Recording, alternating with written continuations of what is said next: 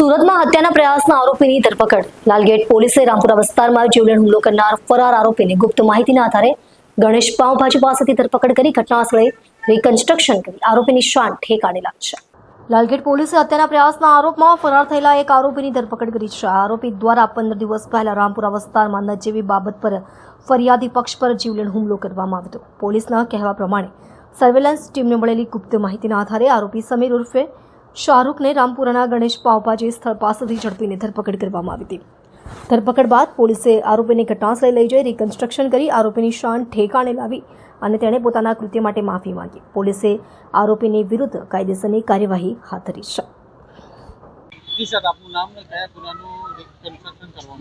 हाँ, हूँ PIRM Thakur Lalgarh second.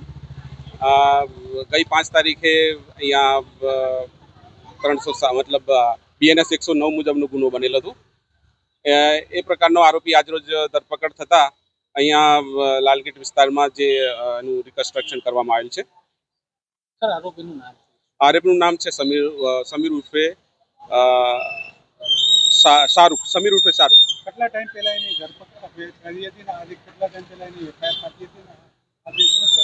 નહીં, લગભગ છેલ્લા 15 દિવસથી આ એબ્સકોન્ડર હતો, નાસ્તો કરતો હતો અને આજ રોજ એની ધરપકડ કરી અને અહીંયા એનું રિકન્સ્ટ્રક્શન કરવામાં આવ્યું. બીજા આરોપીને શું મેસેજ આપો તમારા હિસાબે? આરોપીઓ માટે તો જો અહીંયા જો પોલીસનું કામ કરશે, બરાબર છે, અને આવા ગંભીર પ્રકારના આરોપીઓને તો કોઈ પણ રીતે છોડવામાં આવશે નહીં, ચલાવી લેવામાં આવશે નહીં, બરાબર છે.